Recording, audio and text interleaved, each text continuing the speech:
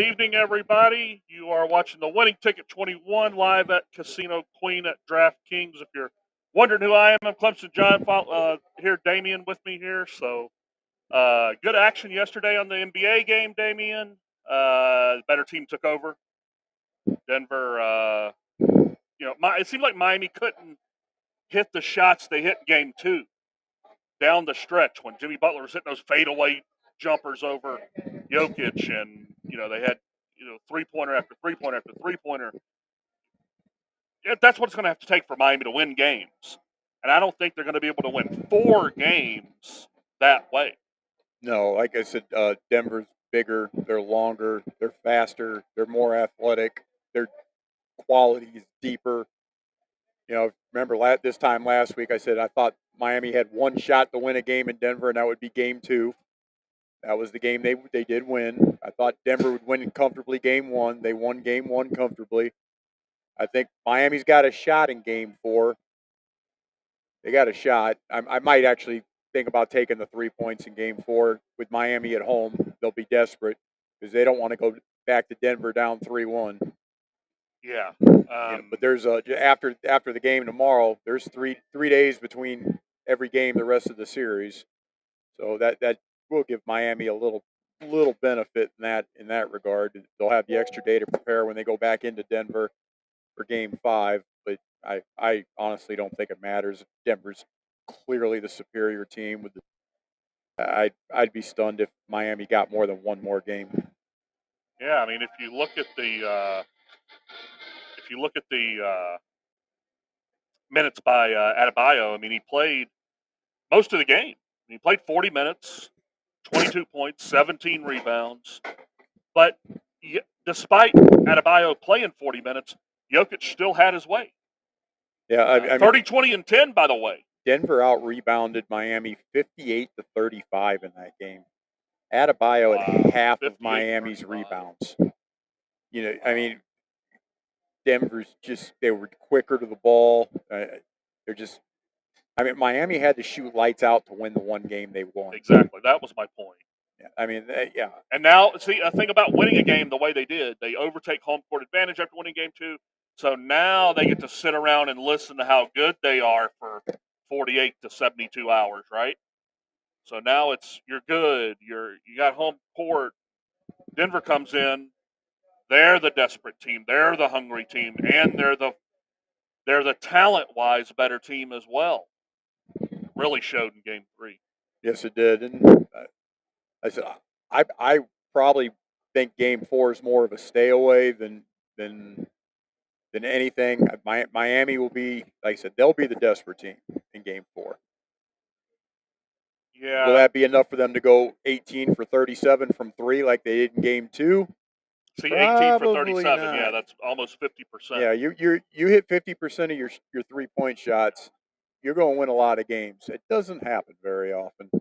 And Strus just came out unconscious in game 2. Gabe Vincent was phenomenal in game 2 from 3.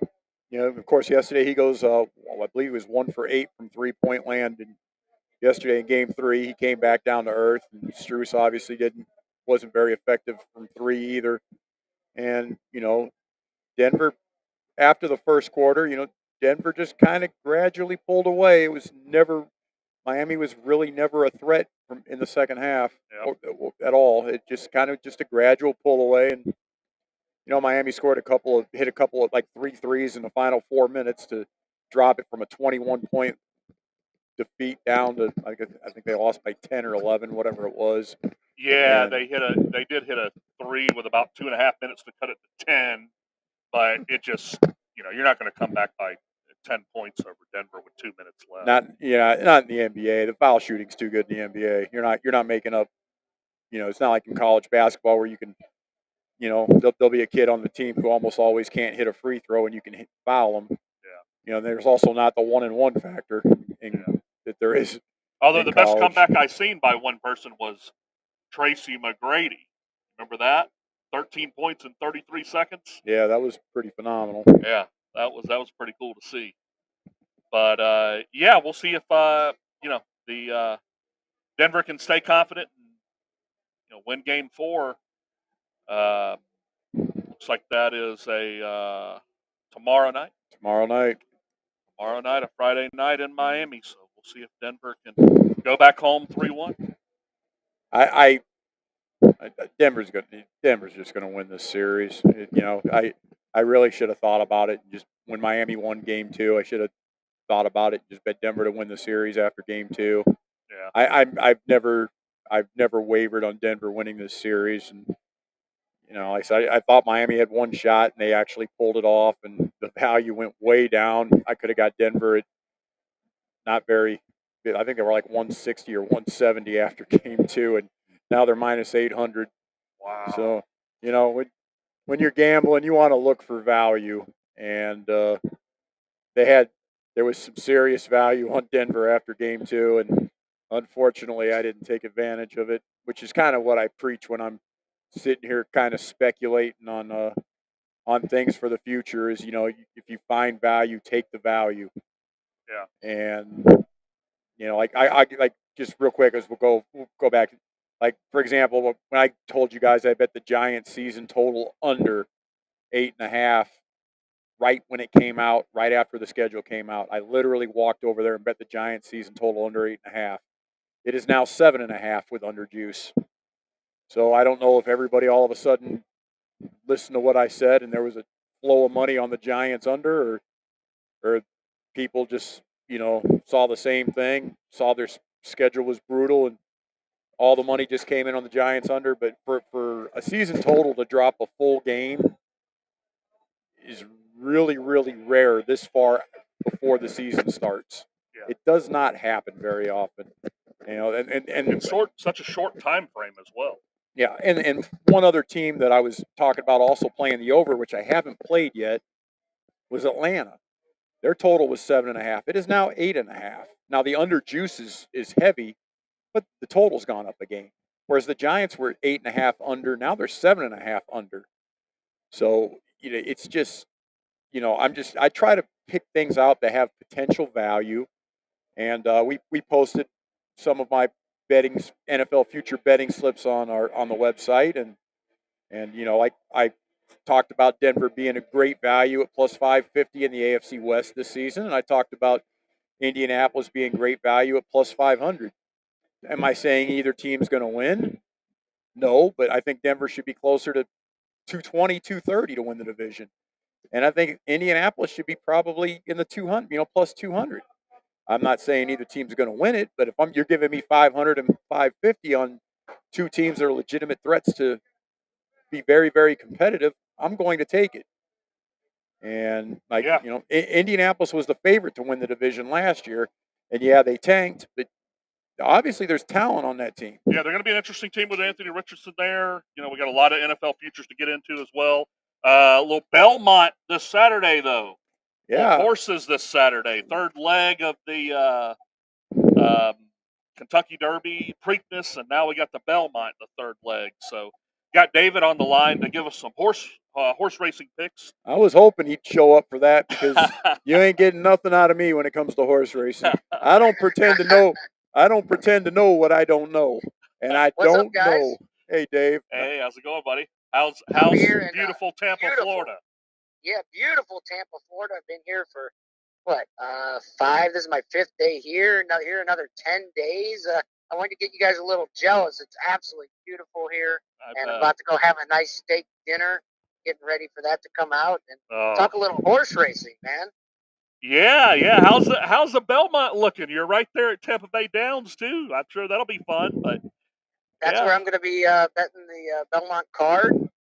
Eastern time down here, an hour later, so it doesn't go up till 7 p.m. Eastern time. So I got a full day. I can sleep in. I got a full day. How many races do we have that day though at Belmont? I believe 13. I think it's the 12th race on Saturday. I can double check for you. I've got it pulled up.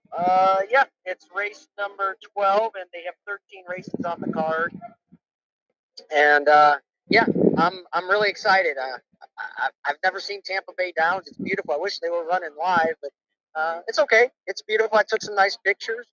Gonna hang out. I'm sure it'll be beautiful. Yeah. You've never been to Tampa Bay Downs?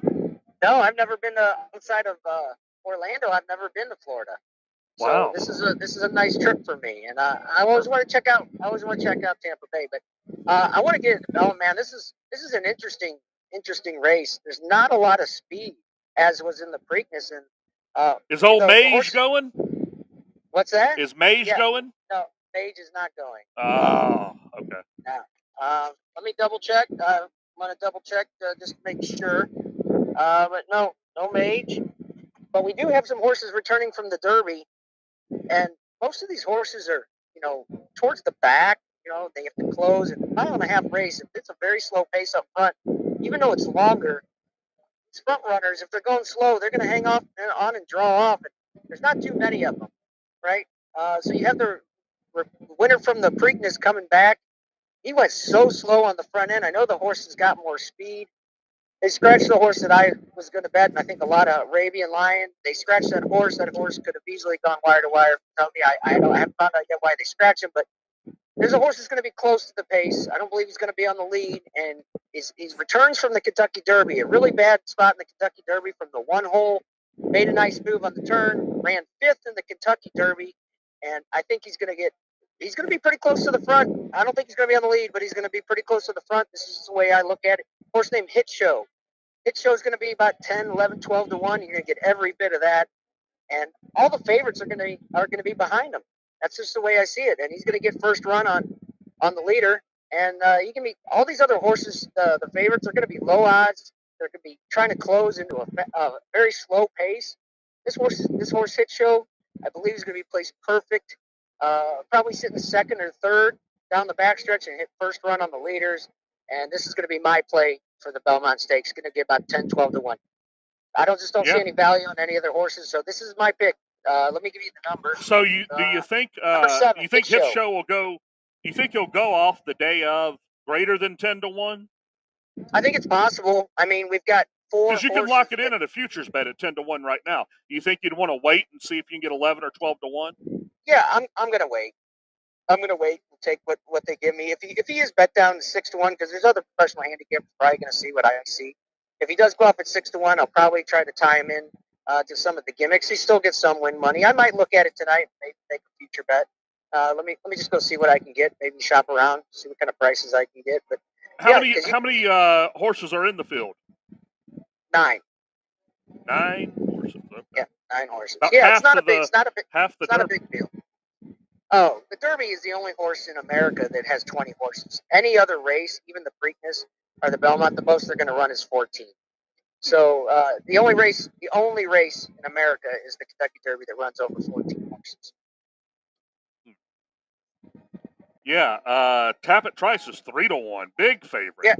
Yeah, and I like Tapit Trice. I would love Tapit Trice. Probably be my top pick if there was any speed in the race, any real speed in the race. So a burner up front. But even then, Tapit Trice usually doesn't break real well, and he's going to be coming from pretty far back. And once he goes into stride, that horse is an absolute monster, and I will be using that horse, absolutely using Tapit Trice with Hit Show. But Hit Show is my number 1 pick. I actually really, really like this horse. Mile and a half is always a question for most of these horses. Tapit Trice is probably set best for this mile and a half. I just don't think he's going to have any pace to run into. He's going to have a lot to do. So, like I said, number 7, Hit Show at the price. I actually really like this horse. It'll be a bigger wager than normal for me. Wow. How many races has this horse raced? Hit Show, I'd have to go back and look. I mean, I don't know. It's been several. Okay. Yeah, but he was the favorite. He was the 3 to 5 favorite in the Wood Memorial and got beat by an 80 to 1 shot in the Wood Memorial by a nose. If you remember correctly, John, I had the exacta that I had with the horse that won. I think the horse went up at 59 to 1. I can't remember the name of the horse. The one you hit at the Tampa track? No. This is the one I hit. No. This is the one I hit. It was on Wood Memorial Day in New York. But I remember I told you about it. I remember telling you about it, that I had the exacta and I had $5 to win on it. It's only a $5 bet, but the horse was 59 to 1. That was given to me by a friend of mine, that horse, so it wasn't my pick. But the horse, Hit Show ran second in that race. Wow. Yeah, so I'm bringing Hit Show back to New York, even though it's not the same track, But That's right. I ran at Aqueduct, last time. So there's a lot. I don't have my papers in front of me, but Hit Show is definitely going to be my course. All right. All right, Hit guys, I got to Show. let you go. I got a steak and some truffle fries waiting for me inside. I'm going to get back to my meal. You guys have a great show. All right, thanks, David. Dave. Well, Hit Show, hit it. Yeah. Hey, Damien, appreciate it. I love listening to you guys. You guys are doing a great job. Have a great night, guys. All right. Yep, see you, David. Enjoy your dinner. All right, a Well, little. it was a pleasure that Dave was able to make some time from his busy schedule while he's down in Florida Yeah. to offer some insight for all of our listeners on the Belmont, because I have none. Yeah, I don't know much about the horses either. I'm getting into it a little bit, but I asked David, I'm like, so how do you know, like this horse is better than that one? Like, how? And it gives me these answers like, oh, you just know. I'm like, okay, well, I mean, I'm trying to get into this, but it's fun. You know nothing about it. It's just you're kind of picking numbers or kind of picking the favorite kind of. But Dave's pretty confident. I may go head over to the local racetrack around here on my way back home and put a little deposit on that horse. Yeah. Yep. Just go ahead and lock it in. 10-1. Yeah, I mean, you might can bet it across the board. To win, place, or show. You get some money if it doesn't win. That's probably what I'll do. And if it wins, you get paid real nice because it sweeps the board. Sweeps, yeah. I may put it even in an exacta box with his other his other horse too. Just pull a little money on both of those and give me something to watch before I head to work tomorrow evening. Yeah, it's always fun. The thing I like about the horses is it's quick. Yeah. You get it's over in 90 seconds. You're going to win or you're going to lose in 90 seconds. Yeah. That's what's so fun about the horses. Yep.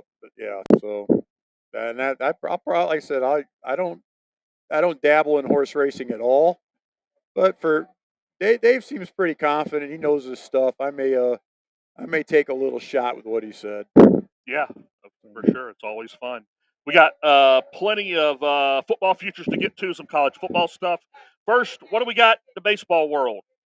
Anything going on there? Any kind of value to look at? Or Oakland won back-to-back games against your Pirates. Yep. Oh my gosh! And they hadn't won back-to-back games in a decade. It seems like that was their first back-to-back road wins of the year, and neither game was close. Yeah, they scored 7 in the first inning, and both against the Pirates' 2 best starters, which is really demoralizing if you're Pittsburgh. But they have the day off today to recover. So I mean, they're still in the worst division in baseball. Yeah, that's going to save most of those teams. Cincinnati's kind of red hot right now. Yeah, you see that comeback against the Dodgers? Yeah, and then they got shut out today, but they called up their number 1 prospect, and he looked every bit of it the first couple of games. At De La Cruz. De La Cruz. Yeah, guy looks phenomenal, y'all. Yeah, he took it deep last night. He's going to be in the Rookie of the Year running probably. He hit a monster shot yesterday. Yeah, and the guy can fly. Yeah, and Cincinnati brought him up, and they brought him up before the arbitration eligible stuff. I was talking about certain teams that don't bring their players up that could. Cincinnati actually brought him up. They brought him up, and they're in the race in that horrific NL Central, and they see a chance, and they brought their guy up, and he's made an immediate impact. Yeah, I don't know anybody out of that NL Central right now. No, the Cardinals are in last place, and they're only like 6.5 out. Wow, what a horrible division! Yeah, the division's wretched. I mean, there's really, I mean, if you think about it, between all 5 teams, probably the best starter in the division is Marcus Stroman, and he hasn't been that good. He's finally showing some life again this year. But in the last couple of seasons, he hasn't been good. And, all of a sudden this year, he seems to have found whatever he'd lost over the past 2 or 3 seasons. Because when he was pitching with the Mets, he wasn't good. He had a couple of really decent seasons in Toronto, which is a pitcher's, nightmare for a ballpark. That AstroTurf and that dome, the ball carries, and the ball gets on you quick in that field. Overs are generally pretty decent plays in Toronto.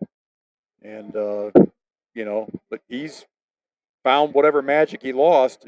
He's been very good so far.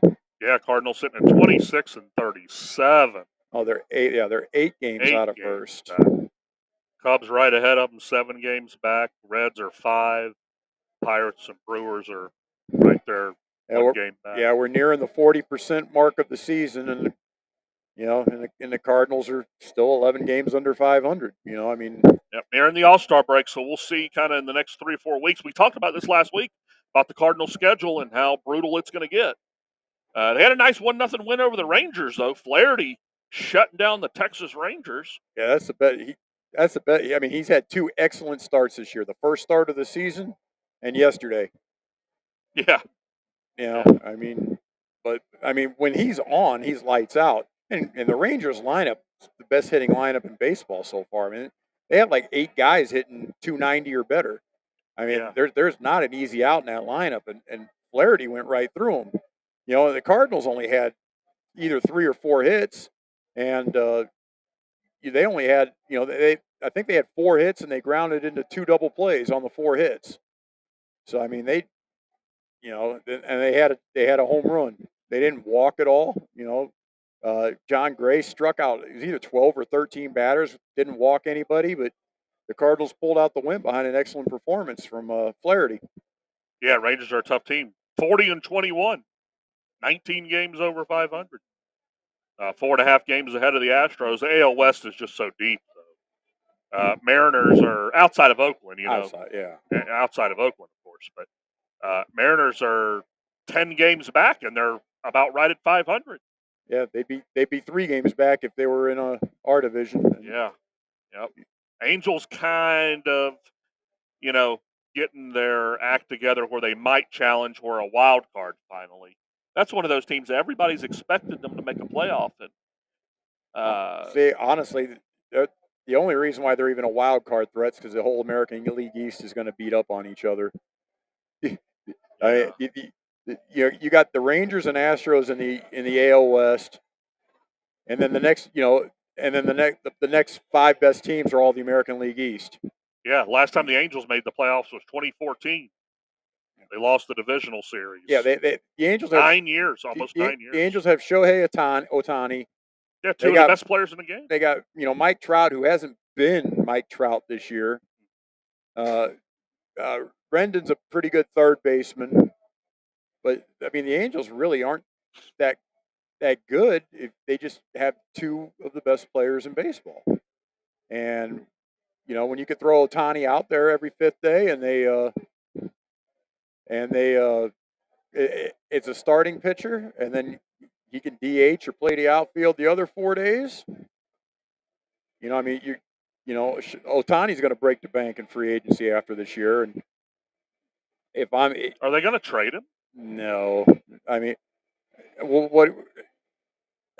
if he makes it completely clear that he's not coming back to Anaheim, they may see what they can get for him. But at the same time, exactly what kind of quality are you going to give up for literally a 2 or 3 month rental? And the thing is, like I said, the Angels they'll be on the verge of being a wild card team the whole season. So I don't think they're going to trade him. I just don't think they would get enough to move him when they're not going to, they're not going to really benefit because they're just not going to get enough to move him. I'd rather take the losing a wild card round of the playoffs and get there, as opposed to not get there. At least you have a shot with him in the wild card, in the playoffs. Yeah. You get that short series. He's going to start game 1, I think, and he's probably going to win it. And then you just got to hope he can win one of the next 2 in that 3-game series. A, the Washington Nationals proved that. B, the Philadelphia Phillies proved it, right? Yeah. I mean, Aaron Nola was phenomenal in the playoffs last year. Yeah, Nolan Wheeler, And those 2 guys, they stole them the Cardinals series, and they stole them the Padres series. They were lights out, and that's all you need. If you got 2 dominant starters in the playoffs, you got a shot. You don't. It's not like during the regular season where you at least need to have some sort of quality in order to You know, you need at least a competent third and fourth starter to be a potential playoff team. You know, in that short series, you got two dominant starters, especially with them giving the rest days as many rest days as they give now in the playoffs. You know, you have a legitimate shot at winning, to at least getting to the World Series. Those two starters are going to start at least 4 of those 7 games, maybe 5 if the breakdown happens. The breakdown happens right as far as home and away. So, you know, if you're starting them 4 times in a 5-game series in the divisional round, you know, those two dominant starters, it's tough. I don't care how good your team is. If you're going against 2 complete aces in the divisional round and have to face them 4 out of 5 games, you're the underdog in that series. Yeah, I mean that's teams like that can make a late run and get those strong starting pitching performances. Then anything can happen. You know, like I give okay, the Rangers have been very, very good this year. You know, John Gray was really good yesterday. He's their best starter. You heard the Jacob deGrom news, I guess. Yeah, Jacob deGrom's out for the year. That's why the Mets didn't want to pay him. Yeah, and there should have been red flags all over the deGrom thing. He should have never got the contract he got. I'm not begrudging him for getting it, Sure. but if any halfway intelligent baseball team should have known that there was some issue with him that was serious. Steve Cohen didn't want to pay him. That should tell you something there. Yes. Steve Cohen's got $14-15 billion. And he's paying, and he gave all that money to Verlander. Right. So I mean, he took Houston's best 42-year-old best starter, gave him all that big fat money, and deGrom has been a better starter when he's been healthy than Verlander has. Steve Cohen don't want to pay a guy like deGrom, then there's problems. You should have. Because he don't care about the money. No, that should have been sniffed out by every other team in baseball. deGrom should have never got the contract he got. Now he's now with that Tommy John surgery, and it's already June. He's basically shot all of next year too. You know, best case scenario is he comes back August of next year. Best case scenario, and to be honest, they should just let him sit out and have him return in 2025. Yeah. But you know, the Rangers to me, they are not a threat to win the World Series. If they go against a team with 2 quality starters in the divisional round, you know, they're going to be beat. They're just not going to. They're not going to win that series. They go against a Yankees with Cole and I'm drawing a blank on the other guy. Is it Frank German or whatever? Whoever. The Yankees got 2 excellent starters, Cole and I can't remember the other guy. But the Rangers aren't going to beat the Yankees in that series, having to go 4 out of 5 games against those 2 starters. They're not going to beat them. Yeah. They might have a shot against like a Baltimore, who really doesn't have 2 elite starting pitchers. Baltimore is another team, quality depth, quality lineup.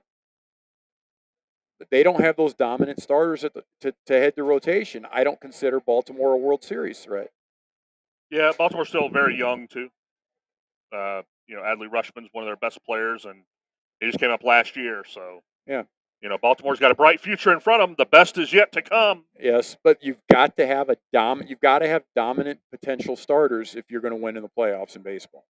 Yeah. You don't have the dominant starters, you're not going to win. Yeah, as deep as the AL West is, though, outside of Oakland, of course, the AL Central is that bad. The Twins lead the division, and they're 31-32. Yes. I think we found a winner for the worst division in baseball, Damian. Yeah, they're because the Royals are in this division, and the leading division, the team that leads the division is 31-32. Yeah, that division's a joke. That is a brutally bad division. This might be the best division in all of baseball. Oh, absolutely. It's not a question about it in my mind. AL East. No team under 500, Damian. No team under 500. We got Tampa with a 6.5 game lead. The lowest attendance in baseball, Tampa, maybe.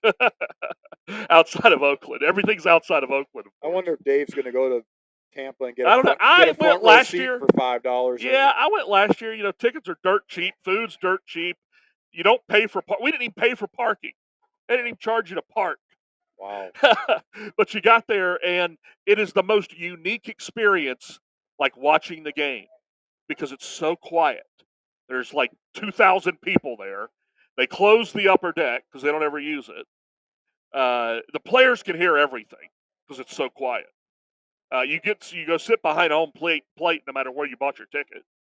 It's a unique experience. I kind of like it because it wasn't like those cookie cutter ballparks that everybody's got the same type of looking ballpark. So I kind of liked it. But Tampa's a strong team despite that horrible attendance. But yeah, Tampa, Baltimore 6.5 out, Yankees 9 out, Blue Jays 10 out. Red Sox are right at 500, 31-31, and they are 13.5 games out. Yeah, they lead the American League Central, and they're 13.5 back in their division in last place. They're last in the AL East, but lead the Central if they were in the Central. Wow. Well, yeah, that gives us some baseball to kind of look forward to the next month or so. When we're going to take a quick break, guys. When we get back, we're going to cover a little NFL futures and some college football talk. We'll be back in 2 minutes. Looking forward.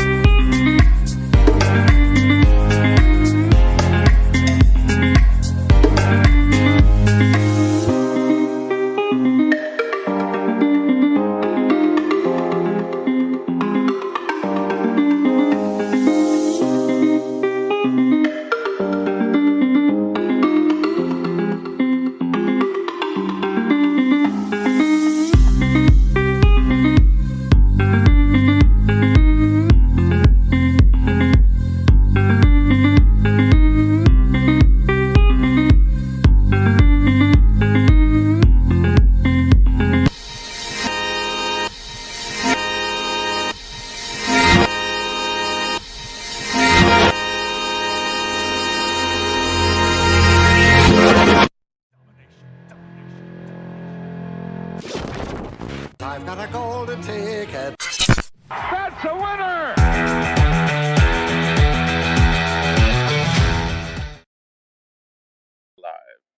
And we are back here at DraftKings at Casino Queen here.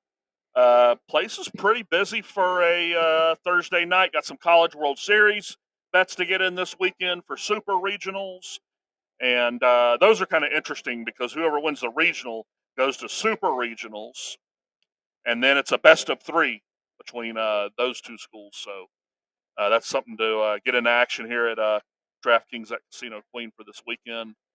And one thing that's interesting is you talked about the Giants going from 8.5 to 7.5 on their season win total because everybody's pounding that under. So it's moving down.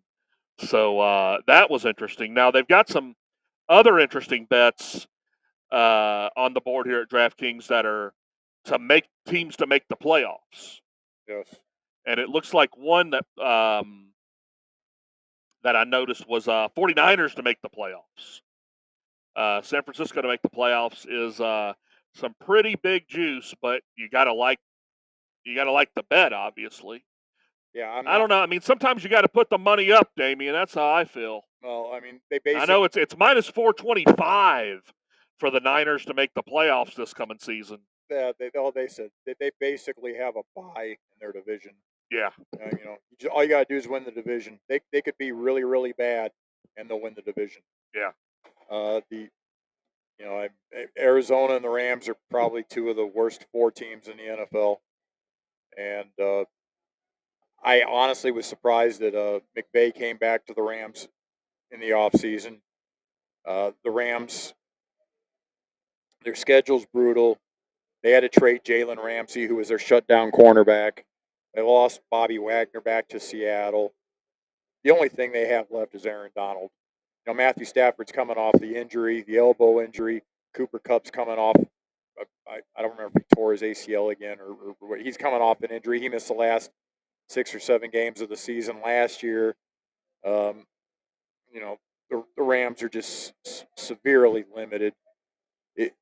I was actually one of the things I was actually doing this week is I was trying to think of teams that might just completely potentially tank the season to try to get Caleb Williams, who's hands down clear cut number 1 prospect in the NFL coming in college right now. He's the most clear cut number 1 pick prospect since Andrew Luck. Everybody knew Andrew Luck was going to be the number 1 pick when he came out. I think it was 2011. They all knew he was the number 1 pick when he came out. Well, that's Caleb Williams at USC. He is the exact same type of player. I might actually say he has a higher ceiling than Luck. He's that good. And, honestly, to me, the Rams, if, they may do what Indianapolis did. They may just say, to heck with it. We're going to try to lose all our games and get the number 1 pick. The only other couple of teams I could consider that might do the same thing would be the Raiders and maybe Arizona. Now, Arizona's got Kyler Murray, but, They had DeAndre Hopkins, but they don't have many more. Yeah, well, they I don't know where he's going. They're talking about a few landing spots for him. Cleveland was potentially a spot. Yeah, to reunite him with Deshaun Watson. Yeah. But I heard that he actually went on a visit to Houston, and also the Titans are potentially a possibility. I've seen the Titans too. The Carolina Panthers need to go get him. If anybody needs a wide receiver, it's the Carolina Panthers. Yeah, the Carolina Panthers have the worst wide receiver core in the NFL. Yeah, I mean, but I've said to me the only other team, like Arizona. Remember, Kyler Murray may not play the first few games of the year, and if Arizona's, let's just say I give them a charity win and they're 1-6 when Kyler Murray's deemed healthy. Why would you play him? You already have Houston's number 1 pick next year, probably be a top 10 pick. You have your own number 1 pick. You have the number 1 prospect in college football coming out. I'd maybe consider tanking just like the Raiders or the Rams, the other 2 teams. I'd consider tanking the season in order to get this guy at quarterback. And you can trade Kyler Murray and, you can get a few things for him. I just, to me, it's kind of a no-brainer. I see where.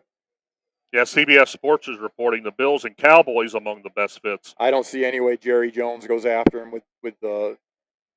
They already have CeeDee Lamb and Gallup, and they traded for Brandon Cooks. I don't see any chance of them going after him. Buffalo would be interesting, but the problem with Buffalo is Stephon Diggs is already kind of becoming a malcontent. And if you bring in another number 1 quality caliber wide receiver to go opposite Diggs, Diggs already complained some when he wasn't getting the ball last year at the end of the year. And do you really want the whiny dynamic in your locker room, especially when Hopkins quit on the Cardinals last year? He just didn't suit up the last couple of games. I don't think you want another prima donna, whiny wide receiver on your roster when you already got one, and he's already basically the same caliber of receiver as Hopkins is. So I don't see either one of those 2 teams being a legitimate interest. And I believe Buffalo doesn't really have the salary cap space to where they would be interested in Hopkins. I know Dallas actually does, but I don't I don't think Jerry Jones wants to spend the money on DeAndre Hopkins. Yeah, I would think Dallas is a strange landing spot for Hopkins. Despite what CBS Sports is kind of putting out there, but like you said, I mean, with them going to get Brandon Cooks, like what are they going to do with Hopkins? Yeah, Brandon Cooks is a great slot receiver for that team. I think so too. He's got a lot of quickness. Dallas did lose their tight end though. Yeah, they Schultz. did. They lost Schultz.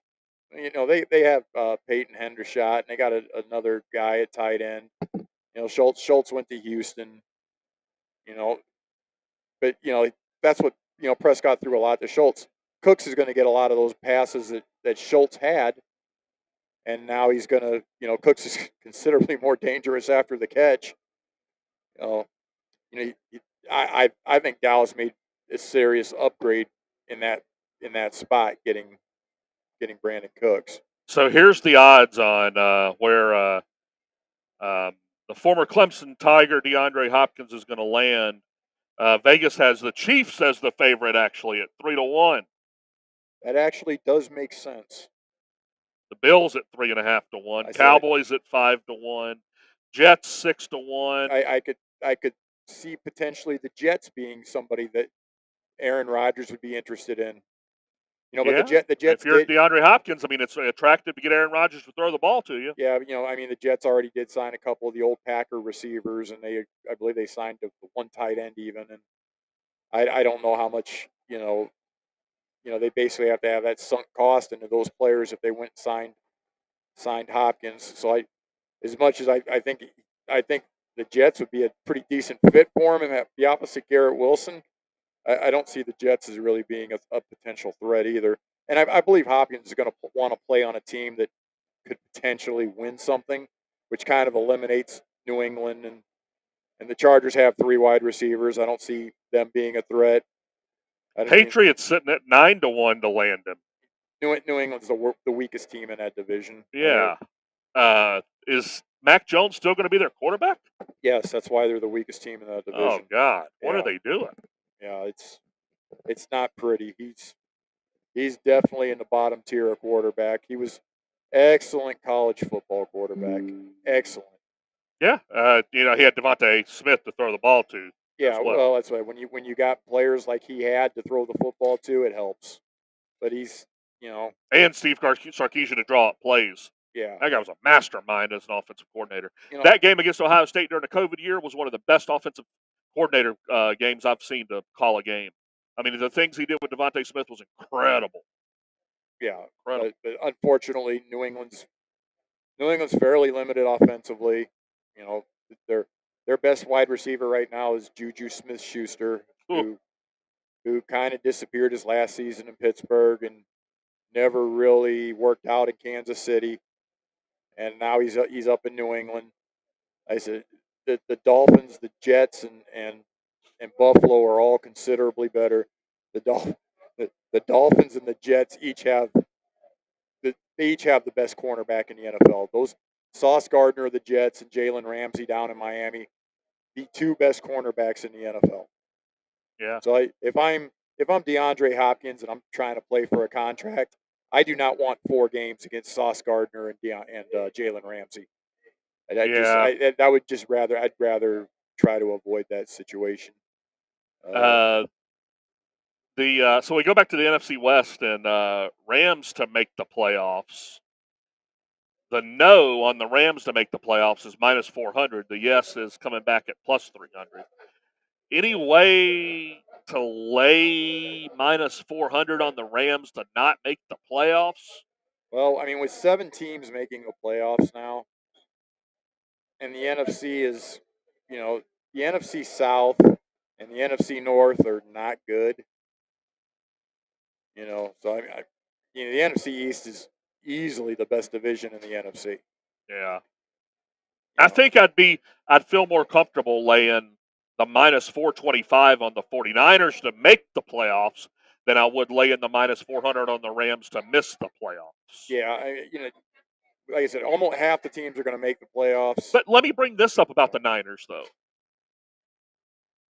Brock Purdy's there, I guess, right? Yes. Garoppolo's gone. Who else Yes. do they have other than Brock Purdy? Well, Trey Lance, and they signed Sam Darnold.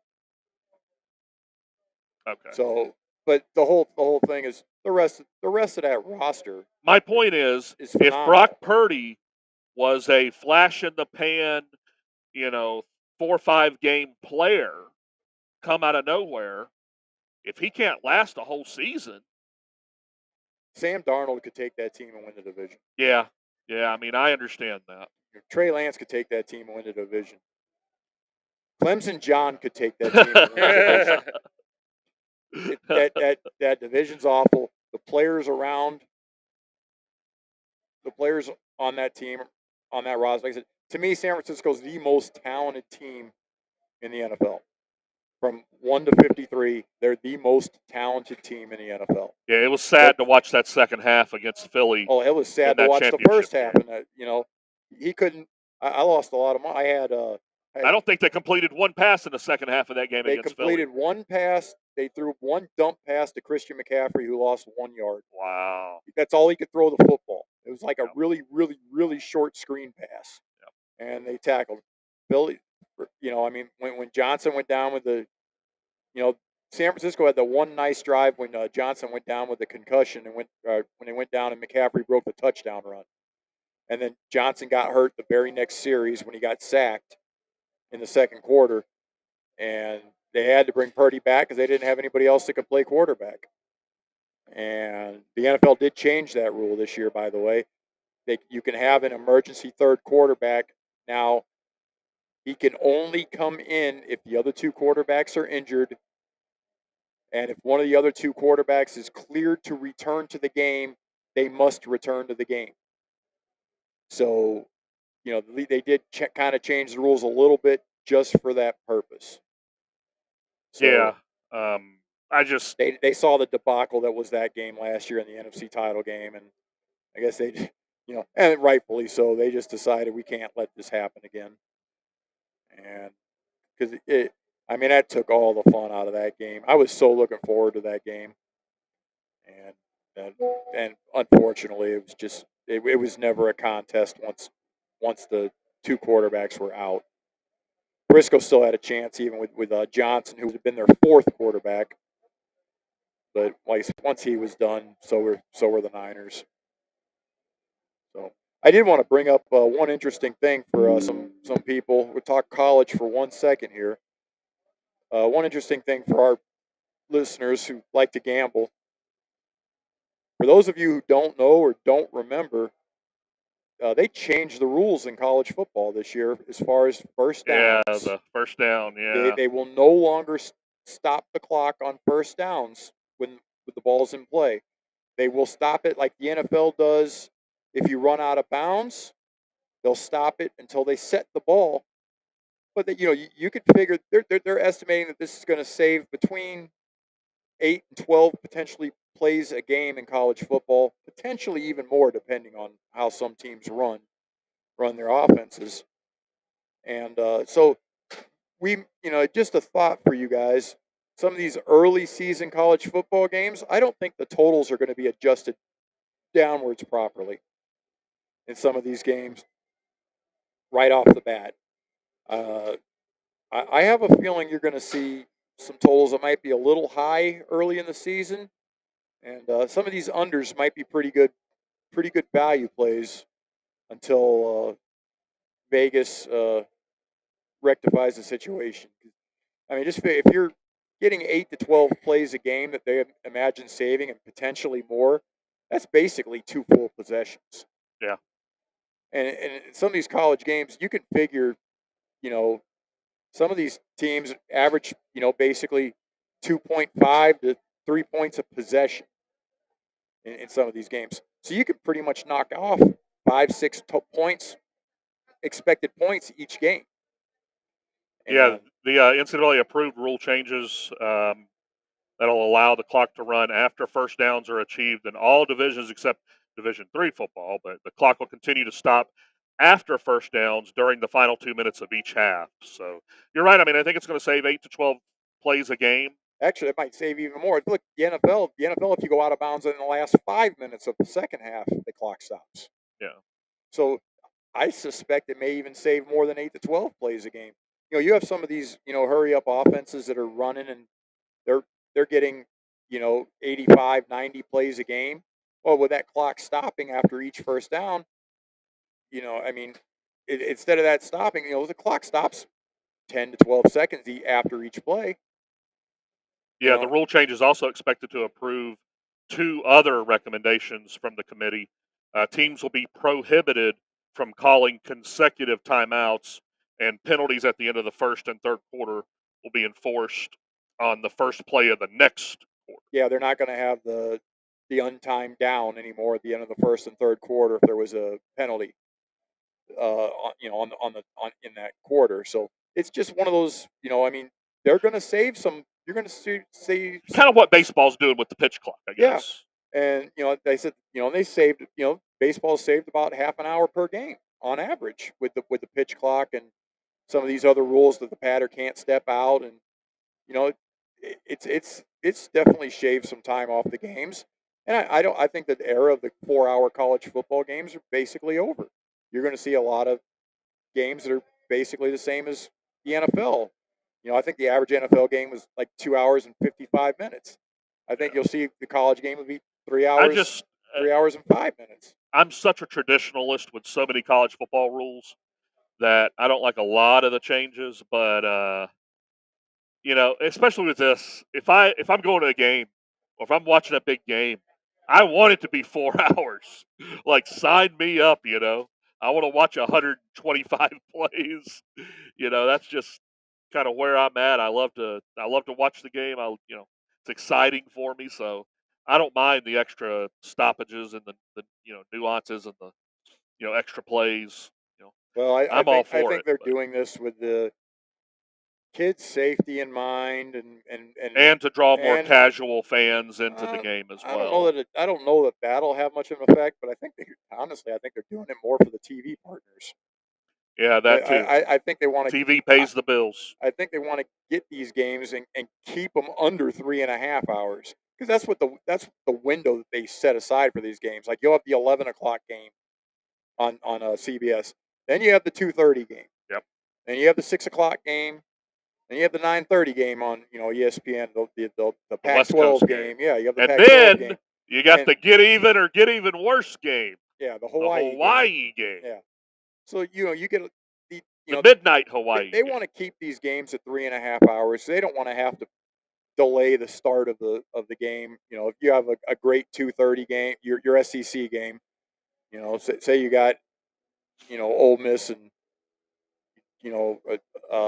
well, I'm trying to think of another. LSU play a tempo game with their games, and they're running the hurry up offenses, and they don't want that game to be 4 hours. They want that game done by 6 o'clock, so they can go right into the 6 o'clock primetime game, on ESPN or whichever ESPN game they have at 6 o'clock.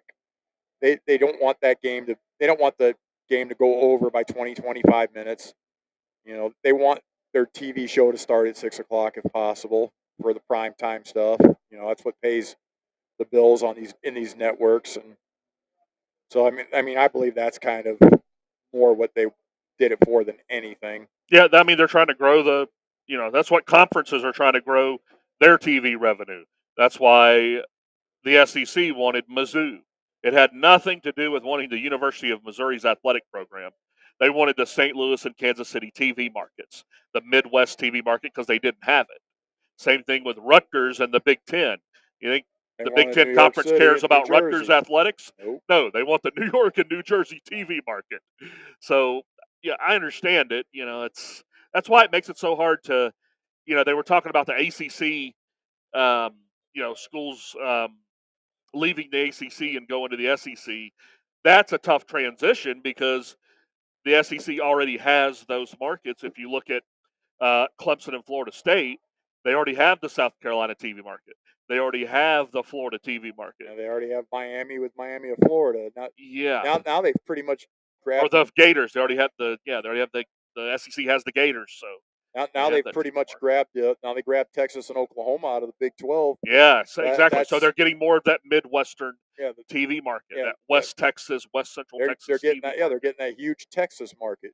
Yep. You know, I mean, you're getting with Austin and with Texas A&M, you're getting those markets. Now Oklahoma doesn't have a huge market, but they have a huge following. Yep. So they're you know the SEC just basically just gobbling up the best areas, and they basically have 2/3 of the country now. They have the whole southeast and the whole just right along the southern rim up until you get to New Mexico's all SEC country. Yeah, And the those are the Big most Ten going rabid and getting the LA TV market with UCLA and USC as well. and those are the most rabid fans is that SEC market. And now they've got even more of them with Texas. They basically have a hold on Texas. We got the Big 12 still has Baylor and TCU and Texas Tech. Yawn. Houston, I guess Houston's now an SEC Big 12 team. That I mean, none of those are markets. They're not anybody. It's not the name programs. So with Texas, they're going to the SEC. I mean, the SEC is the conference in college football. Yeah, they talked about ACC teams leaving. Um, it's just not going to happen though. There's this weird agreement that the ACC asked its members to sign on to something called the Grant of Rights Agreement. So what that Grant of Rights does is it's going to make sure that it's through 2036, by the way. So the ACC will own the broadcast rights of all of its member schools' home games through 2036. And if they want to buy out of that, it's several $100 million to buy out of it. Astronomical. Yeah. Astronomical. It's so they're not going to buy out of that. Yeah, none of the teams can leave. Yeah. I mean, like literally the only way they could, we'll just say, I don't know, we'll say South Carolina. We'll use Clemson as an example to go to the SEC. The only way they could do that is if the SEC decided to buy it out, Right. and the SEC would have to pay the hundreds of millions of dollars to get Clemson to come into the here's SEC. the thing with that grant of rights too. Leaving the ACC for the school, the grant of rights still in place wouldn't just cost them $120 million exit fee. It would also mean giving up the TV rights to every home game through 2036. A loss that would far outweigh the financial gain of moving to the SEC or Big Ten. So it's that's because of the grant of rights. I don't see how it could happen. There was some kind of clause in there where if they could get half the league to find a home and leave, they wouldn't have to pay the $120 million exit fee, but they would still lose Well, now the the TV rights to their home game. The ACC has 14 teams. It's not like the Big Ten and the SEC, which would be the only two team conferences that could gobble them up. They're not each going to gobble up 4 of them. That's what it would take. Would be both those. They'd have to each gobble up 4 of the teams to get over half to leave. And I don't think you're going to see the Big Ten expand to 18 teams. I don't think you're going to see. There's no point in the SEC expanding to 20. Yeah. It's ACC's kind of in a tough place right now because of that grant of rights agreement. But things can change. 5 years from now, 10 years from now, maybe they've got a school that gets a strong football following over a course of a couple of years. You look at what Louisville did with Lamar Jackson for 2 years. They were in the top 10 constantly when Lamar was there. But ACC is in a very, very tough spot right now. But we're going to cover after the break. We're going to take a quick 2-minute break, and after that, we're going to cover some top 10 lists and some top the greatest college football players of all time lists, and some mascots. Mascots are fun. I like them. So we'll take a quick 2-minute break, and we'll be back, guys.